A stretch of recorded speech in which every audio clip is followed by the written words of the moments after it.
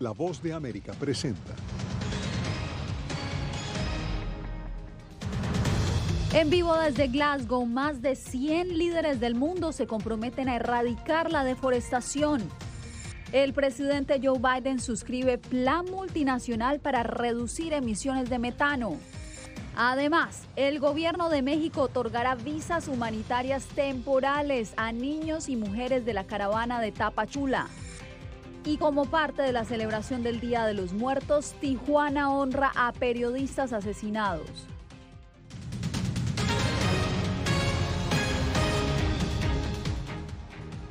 ¿Qué tal? Bienvenidos. Los saludo desde Washington. Soy Yasmín López. En el segundo día de la Conferencia de las Naciones Unidas sobre el Cambio Climático, más de 100 países del mundo se comprometieron a acabar con la deforestación para el año 2020 y así proteger a los llamados pulmones del planeta. Nos conectamos en Glasgow con nuestro colaborador de la agencia de prensa asociada, Philip Crowder. Philip, cuéntanos qué ocurrió en la sesión de hoy. Pues ha sido otro día ajetreado aquí en la cumbre climática en Glasgow, con líderes mundiales yendo y viniendo de una reunión a otra, pero también ha habido, como usted lo acaba de decir, acuerdos muy importantes con esos 100 países liderados por Estados Unidos, China y Brasil, que acordaron poner fin a la deforestación en la próxima década. Otro acuerdo muy importante, esta vez liderado por Estados Unidos y la Unión Europea, para bajar las emisiones de metano de un 30% en los sectores de petróleo y gas. Philip, todavía faltan varios días de cumbre, pero la pregunta es, ¿hay esperanzas de que esta cumbre termine con un acuerdo global definitivo? Pues la verdad es que estas cumbres nos pueden dejar con un mensaje un poco contradictorio. Algún día las cosas pintan bien y luego el otro nos deja con una visión un poco más pesimista. Ahora sabemos que los líderes mundiales se están yendo en estos momentos mismos de Glasgow, dejando su lugar a los negociadores, que ahora tienen 10 días para llegar a un acuerdo que se espera sea bueno para nosotros todos. Una cosa que era muy clara: los países más contaminadores van a tener que bajar mucho sus emisiones de carbono para que todos lleguemos a esa meta final que tenemos, y eso es mantener el calentamiento global en 1,5 grados centígrados. Philip, te agradezco por tu reporte y nos mantendremos en contacto el resto de esta semana para que nos sigas informando. Gracias. Bien, y compromisos globales respaldados por Estados Unidos para reducir considerablemente la emisión de metano y la deforestación marcaron el segundo día del encuentro global sobre el cambio climático en Escocia. Jorge Agobián nos da los pormenores. El presidente Biden concluyó su participación en el encuentro global sobre el cambio climático, comprometiéndose a reducir las emisiones de metano en Estados Unidos, desde las principales fuentes contaminantes, entre ellas las industrias del petróleo y gasolina. Biden firmó al mismo tiempo un acuerdo respaldado por otros 90 países, entre ellos Brasil, México y Argentina, para reducir la emisión global de metano en 30% antes de 2030. Otro compromiso multimillonario para reducir la deforestación para 2030 fue acogido por Biden y otros 100 líderes mundiales. Estados Unidos ayudará al mundo a cumplir con nuestro objetivo común de detener la pérdida de bosques naturales y restaurar al menos 200 millones de hectáreas adicionales de bosques y otros ecosistemas para el año 2030. El plan, según Biden, requerirá la aprobación de unos 9.000 billones de dólares por parte del Congreso estadounidense hasta 2030. Pero el mandatario demócrata, que ha fijado la crisis climática como una de sus prioridades, ya ha encontrado obstáculos para la aprobación de proyectos de ley relacionados con el clima. Los discursos de los líderes mundiales han sido recibidos con escepticismo por activistas que indican que se necesitan acciones urgentes para hacer frente a las inminentes consecuencias del cambio climático. Jorge Agobián, Voz de América. Regresamos a información de Estados Unidos porque las autoridades fronterizas se preparan para la reapertura de las fronteras terrestres para viajes no esenciales la semana próxima. Y desde ya piden paciencia a quienes tengan planeado ingresar al país. Arnaldo Rojas nos explica. Largas filas y tiempos de espera en los puntos de entrada a Estados Unidos anticipan las autoridades fronterizas estadounidenses ante la reapertura de las fronteras con México y Canadá para viajes no esenciales a partir del próximo lunes 8 de noviembre. La espera ya ha sido demasiado larga para Guadalupe, una de las muchas vendedoras ambulantes apostadas en el cruce internacional Juárez-El Paso. Antes de la pandemia pues estaban muy bien las ventas cuando pasaba toda la gente, pero ahorita no. Más de 10 millones de personas atravesaban este cruce fronterizo cada año antes de la pandemia, un flujo que se redujo drásticamente con las restricciones impuestas a los viajeros al desatarse la crisis sanitaria. Este martes, la patrulla fronteriza explicó en conferencia de prensa telefónica que dotan de más personal a los puntos de entrada al país con el fin de agilizar el ingreso de quienes cualifiquen. Nuestro procedimiento actual será que cualquier niño menor de 18 años estará exento del requisito de vacunación si viaja con un adulto completamente vacunado. Adultos no ciudadanos con permiso de viaje a los Estados Unidos podrán ingresar siempre y cuando estén completamente inmunizados contra el COVID-19 con alguna de las vacunas aprobadas por la FDA, Johnson & Johnson, Moderna o Pfizer. Esta será la primera vez desde marzo de 2020 que los viajeros no ciudadanos podrán ingresar a los Estados Unidos a través de una frontera terrestre o un terminal de ferry por una razón no esencial, una restricción que ha provocado pérdidas millonarias al comercio a lo largo de la frontera sur. La Cámara de Comercio de San Isidro ha identificado cientos de negocios que han cerrado, creen, directamente como resultado de las restricciones de viaje. Arnaldo Rojas, Voz de América. México concederá visas humanitarias a algunos migrantes que se han ido sumando a una caravana que partió hace días desde Tapachula hacia Estados Unidos. Alonso Castillo nos da los detalles. Entre la lluvia, el calor y el terror, niños y mujeres embarazadas que integran la caravana de migrantes que se dirigen hacia Estados Unidos recibirán visas humanitarias temporales que les serán otorgadas por el gobierno de México. Victoria Flores Gómez, residente de la capital, opinó al respecto. Sí necesitan el apoyo para las embarazadas que no tienen quién, los niños pues inocentes que están con su mamá.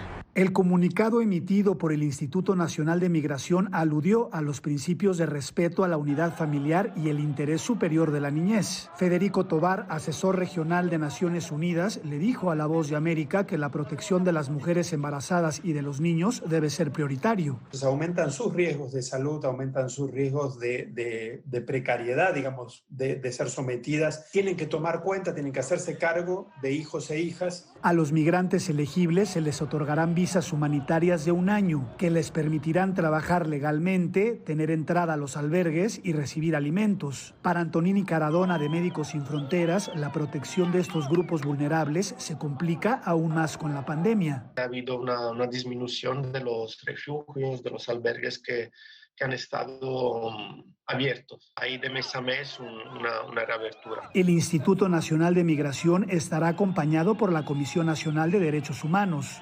Alonso Castillo, Voz de América, Ciudad de México.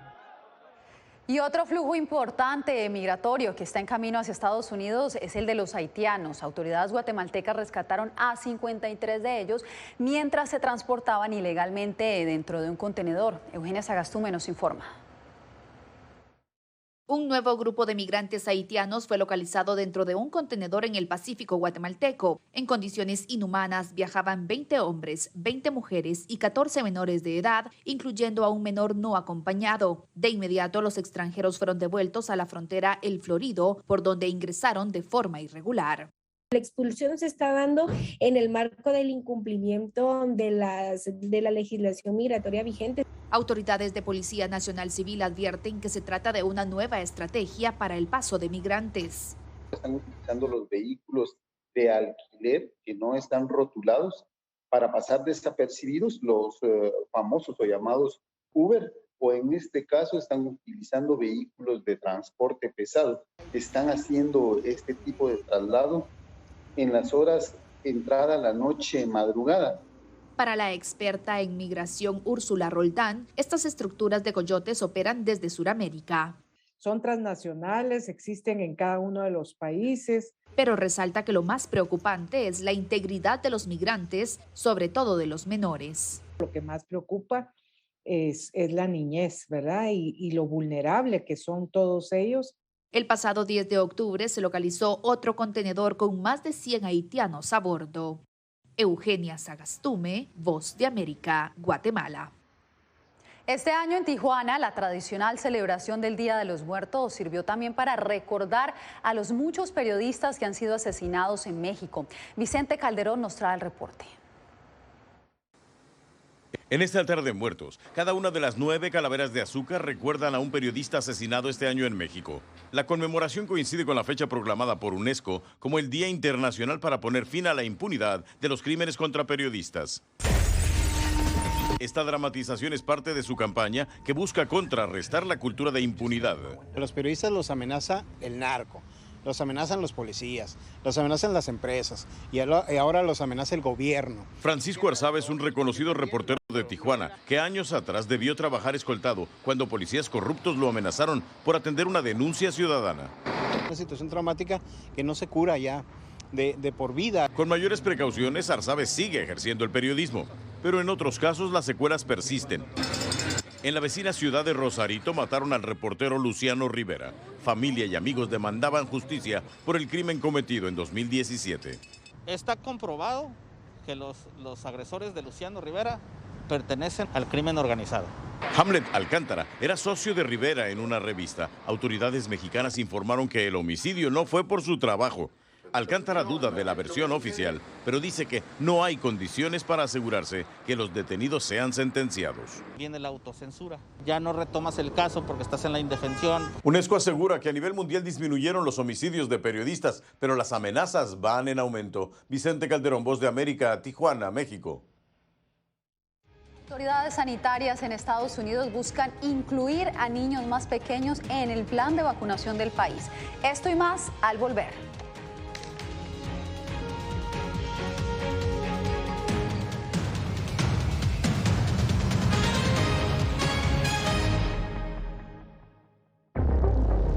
Son barcos pesqueros, en su mayoría barcos chinos.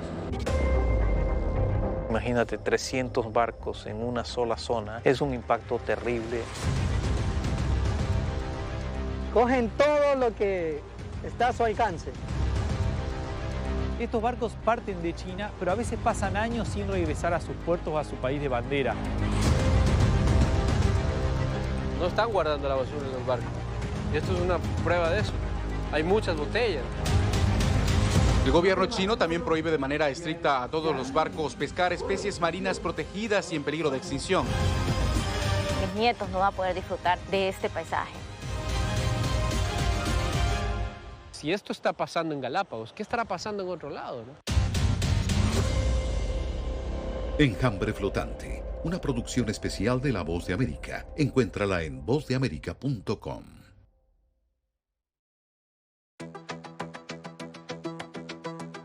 En momentos de crisis políticas y sociales, algunos gobiernos autoritarios recurren al bloqueo del acceso a Internet como herramienta para detener la información que entra o sale de su país. No obstante, existen algunas alternativas que te ayudarán a continuar conectado a la red a pesar de la censura oficial. Una de las más efectivas es el VPN o red virtual privada por sus siglas en inglés. La VPN pretende simular que la persona está en otro lugar del mundo y no en el país que esté restringiendo el acceso a Internet, de manera que es incapaz de detectar esa conexión interna y así se puede utilizar Internet con normalidad. Las ofertas de VPN en el mercado son muchas y las puedes buscar escribiendo las iniciales VPN en los motores de búsqueda, pero es importante descargarla o adquirirla antes de perder la conexión al Internet. Aquí te ofrecemos algunas opciones.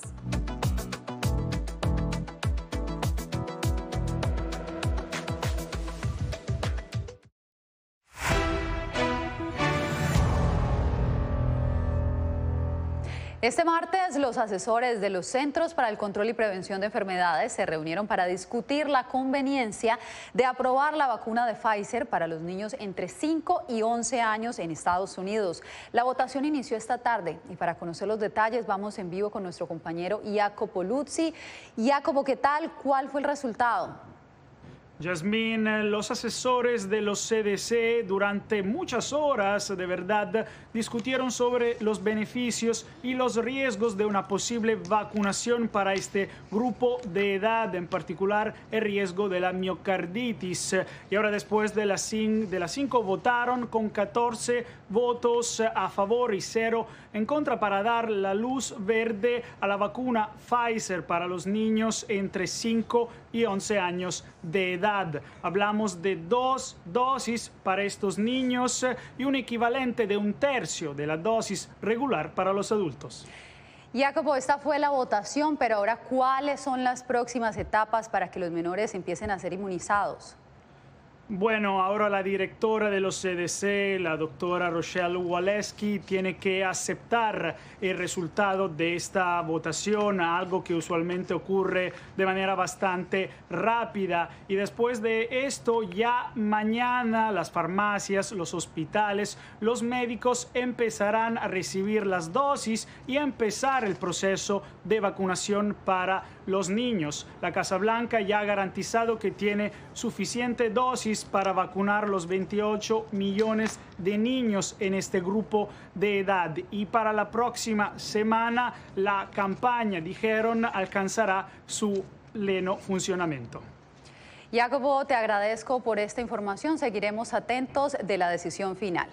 Bien, y después de la pausa, los pasos que han llevado a Daniel Ortega a mantenerse en el poder en Nicaragua.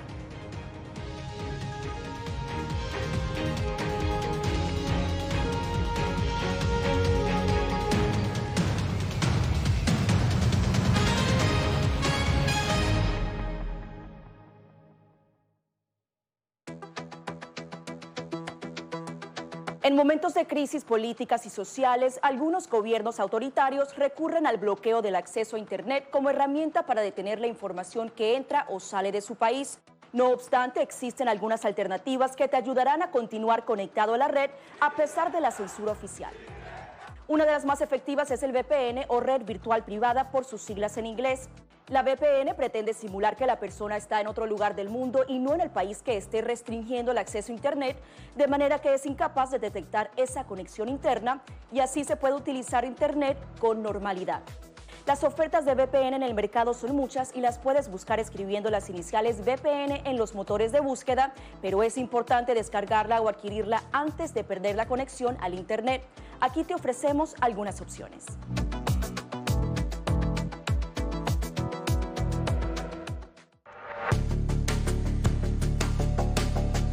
Durante el brote del COVID-19, los estafadores pueden tratar de aprovecharse de personas vulnerables a través de diversos métodos que van cambiando con frecuencia. Es posible que lo contacten por teléfono, correo electrónico, mensajes de texto, correo postal o redes sociales.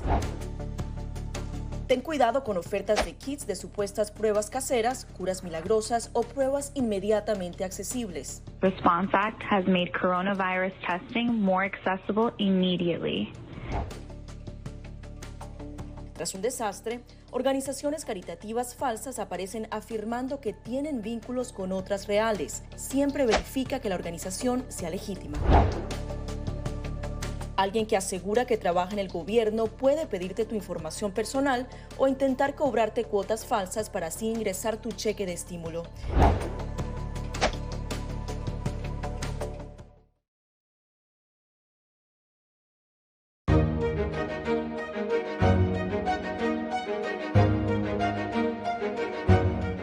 Una de las voces más críticas del gobierno de Daniel Ortega y de los comicios presidenciales que se llevarán a cabo este domingo ha sido la Iglesia Católica, una institución que históricamente ha tenido un rol protagónico en la política de Nicaragua. Donaldo Hernández nos habla de su rol en el conflicto político que vive actualmente ese país. El padre Uriel Vallejos es conocido en Nicaragua por ser una de las voces más críticas a la administración de Daniel Ortega. Cuenta que desde el estallido social de hace 3 años es víctima de civiles armados afines al gobierno. Yo soy amenazado, perseguido desde el año 2018. La confrontación entre la Iglesia Católica y el partido oficialista nació tras el triunfo de la Revolución Sandinista en 1970. Pero el clero jugó un rol importante en los acuerdos de paz que a finales de los 80 pusieron fin a la guerra civil.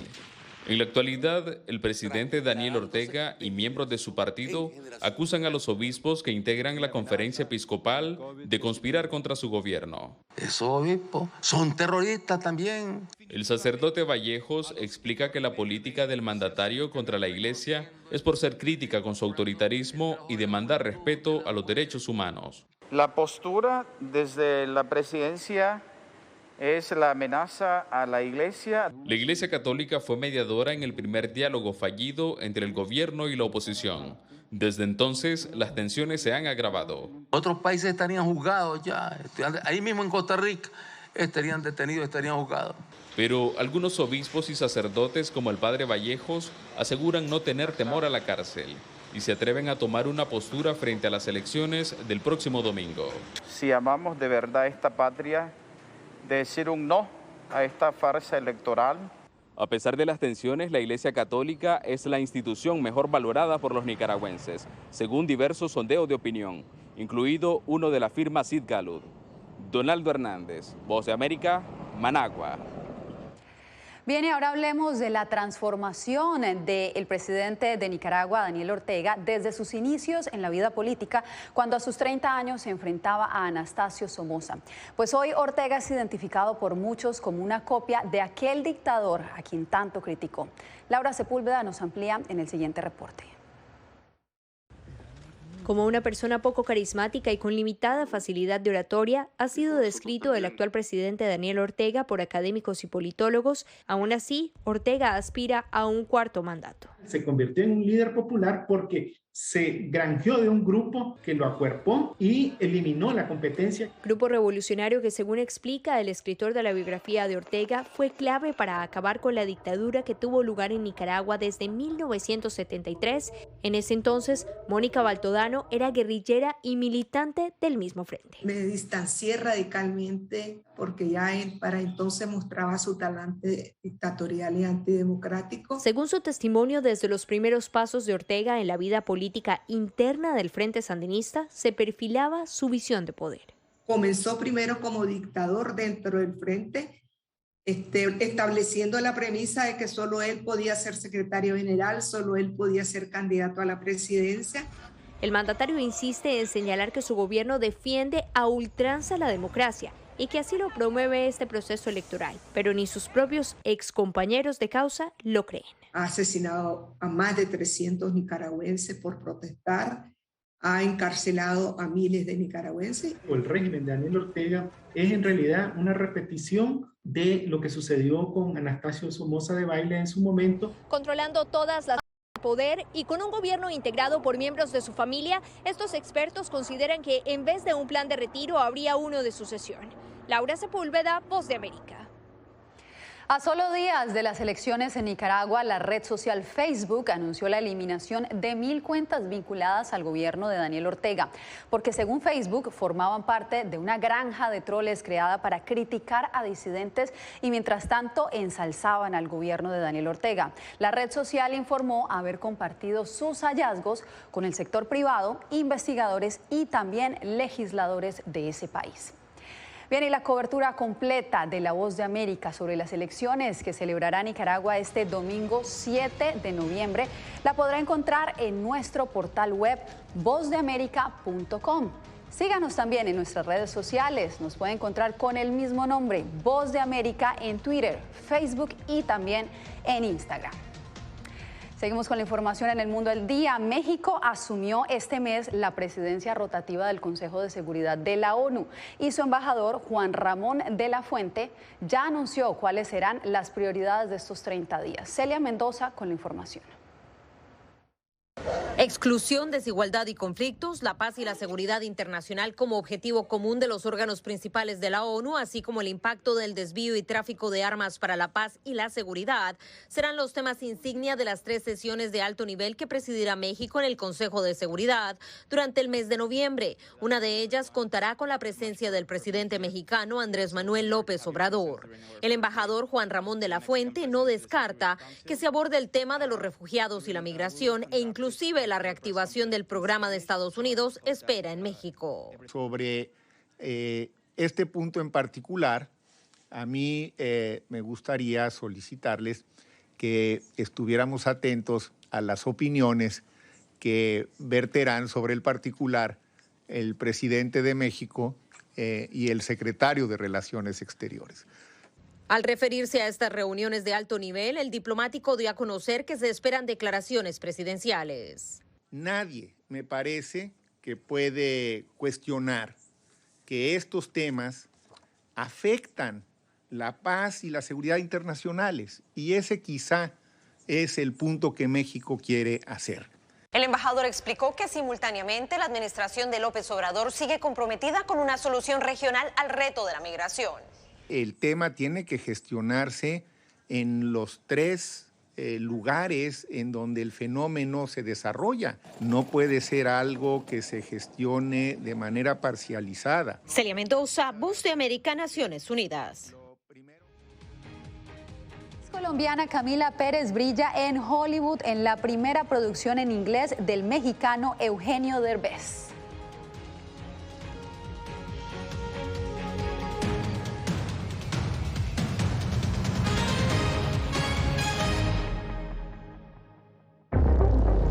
Son barcos pesqueros, en su mayoría barcos chinos. Imagínate 300 barcos en una sola zona, es un impacto terrible. Cogen todo lo que está a su alcance. Estos barcos parten de China, pero a veces pasan años sin regresar a sus puertos o a su país de bandera. No están guardando la basura en los barcos. Y esto es una prueba de eso. Hay muchas botellas. El gobierno chino también prohíbe de manera estricta a todos los barcos pescar especies marinas protegidas y en peligro de extinción. Mis nietos no van a poder disfrutar de este paisaje. Si esto está pasando en Galápagos, ¿qué estará pasando en otro lado, no? Enjambre Flotante, una producción especial de La Voz de América. Encuéntrala en vozdeamerica.com.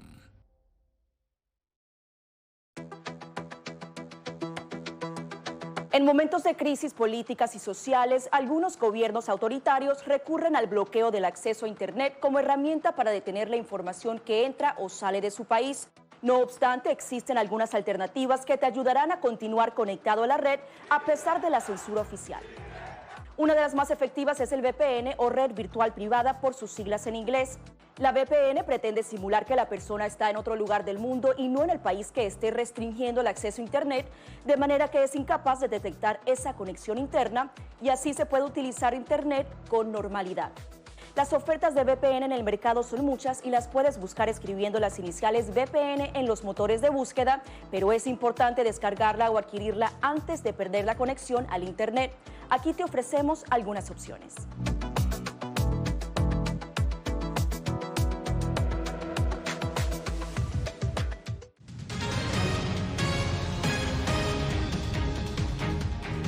Abrirse paso en Hollywood no es fácil, pero Camila Pérez está decidida a cumplir sus sueños y su rol protagónico en la serie Acapulco le ha ganado muchos aplausos. Verónica Villafañe conversó con la actriz colombiana sobre esta comedia que muestra la cara amable de los latinos. La actriz Camila Pérez ha realizado roles menores en series de televisión de Hollywood, pero ahora se destaca como una de las protagonistas principales de la serie Acapulco, producida por Eugenio Derbez. Hice muchos castings para esta serie, no fue tan fácil, me lo tuve que ganar. Lo que me gustó mucho de este personaje es que es un personaje muy complejo. Uno en el que ella se ve reflejada. Es una persona muy fuerte, es también inmigrante. Julia es una chica que nació en Medellín, al igual que yo, y viaja a otro país a buscar nuevas oportunidades, al igual que yo. Yo me mudé a Estados Unidos cuando tenía 8 años. En lo que sí somos opuestos es que ella es más calmadita, yo soy más, como te dije, como más fuego, más explosiva. ¿Te ha ayudado eso en tu carrera? Oh, absolutamente. Sí, porque siendo la única actriz en mi familia me decía, Camila, no sé, ve a la universidad y estudia otra carrera, algo que te va a durar para toda la vida, pero nunca los escuché y dije, Dios me puso este regalo en mi corazón y lo voy a hacer y lo voy a hacer muy bien, a pesar de que todo el mundo me diga que no. Camila dice que ha trabajado duro para forjar su camino en Hollywood. Sí, tuve como que hacer papeles que quizás eran como muy cliché, como la empleada o la niña que se embarazó a los 14 años, pero prácticamente esa fue como mi única oportunidad de mostrar mi talento por medio de esos personajes. Y esa inversión le abrió paso a algo mejor. Verónica Villafañe, Voz de América, Los Ángeles. Con cometas gigantes que invadieron el cielo de la comunidad guatemalteca de Santiago de Zacatepeques, los creyentes conmemoraron el tradicional Día de los Muertos. Ellos creen que los mundos entre los vivos y los muertos se entrelazan una vez al año por esta época y por eso atan mensajes escritos a mano para sus seres queridos a las colas de las enormes y coloridas cometas. ¡Qué bonita tradición! Con esto nos despedimos por hoy.